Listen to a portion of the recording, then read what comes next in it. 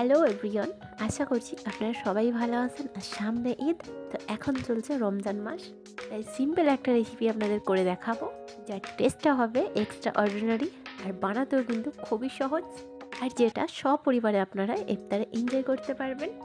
By the way, আপনারা দেখছেন unique kitchen recipe. আজকের রেসিপি হলো অনিয়ন পটেটো পকোড়া বা অনিয়ন পটেটো ফ্রিটার্স।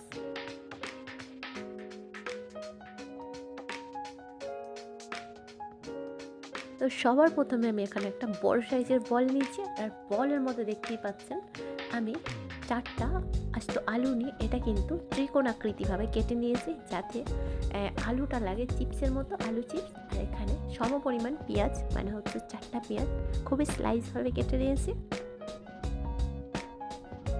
ঝালের জন্য 6 থেকে 7টি কাঁচামরিচ খুব ছোট ছোট কেটেছি, আর এবং 1 কাপ ফ্রেশ ধনেপাতা কুচি। এরপর সব কিছুকে একবার ভালো করে হাতে একটু মলচে মলচে সফট করে নিতে হবে।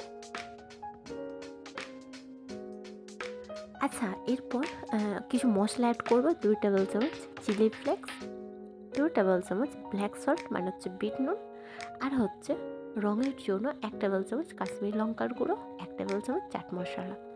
এইবার হচ্ছে ভালো করে আবার সমস্তকে মিশিয়ে নিতে হবে।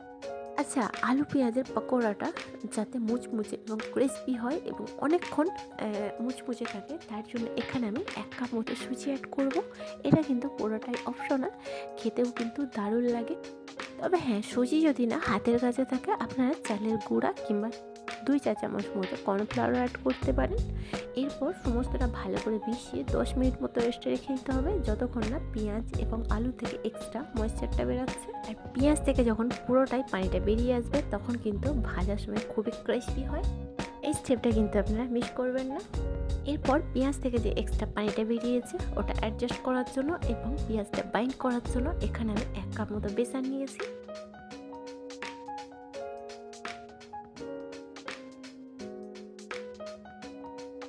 যখনই দেখবেন এটা ভালোভাবে মাখা হয়ে গেছে, তখনই কী করবেন, তুলে নিয়ে এটাকে গরম তেলে ভেজে নিন।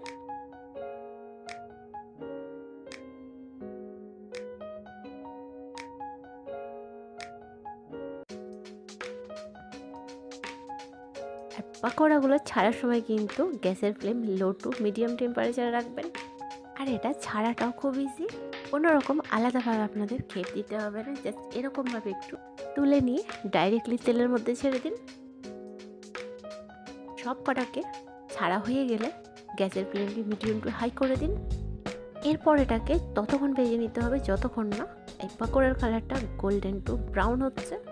আর 30 থেকে 40 সেকেন্ডের মধ্যেই এই সাইডটাকে উল্টে দেবেন। তাতে কি হয়, অপর দিকের সাইডটাও কিন্তু সুন্দরভাবে কালার হয়। দেখুন কত সুন্দর কালার চলে এসেছে। আর যখনই দেখবেন সুন্দর কালার চলে এসে, কী করতে হবে, তেল থেকে ছেঁকে ছেঁকে এটাকে তুলে নিতে হবে।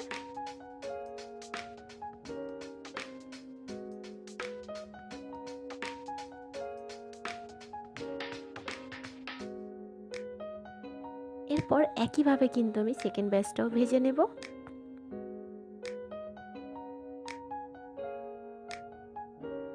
আচ্ছা, কে কে আমার রেসিপি দেখতে পছন্দ করেন, অবশ্যই প্রত্যেকবারের মতো কমেন্টে জানাতে ভুলবেন না। আর এই পাকোড়াটা এতটাই মাশাআল্লাহ খেতে ক্রিসপি এবং মুচমুচে হয়, বারবার খেতে ইচ্ছা করবে এবং বারবার বারবার কিন্তু ফ্যামিলি মেম্বার আপনাকে বানানোর রিকোয়েস্ট করবে। আর বাচ্চা থেকে বড় সবাই কিন্তু এই মুচমুচে আলু পেঁয়াজের পকোড়াটা পছন্দ করবে। আলুটা অ্যাড করার কারণেই কিন্তু ওটা কিন্তু আলু চিপসের মতো খেতে লাগে। আচ্ছা, ফাইনালি কিন্তু সেকেন্ড ব্যাচটাও কিন্তু আমার পকোড়া ভাজা হয়ে গিয়েছে। তো আমার এই আলু এবং পেঁয়াজের পকোড়া কেমন লাগলো অবশ্যই কমেন্ট বক্সে জানাতে ভুলবেন না। যারা যারা এখন আমার চ্যানেলে নতুন আছেন, অবশ্যই সাবস্ক্রাইব করে দেবেন, পাশে থাকা বেল আইকনটি প্রেস করবেন। বাই দ্য ওয়ে, আপনারা দেখছিলেন ইউনিক কিচেন রেসিপি চ্যানেল। আজকের রেসিপি ছিল আলু পেঁয়াজের পকোড়া। আবারও দেখা হচ্ছে নতুন একটি রেসিপির সাথে।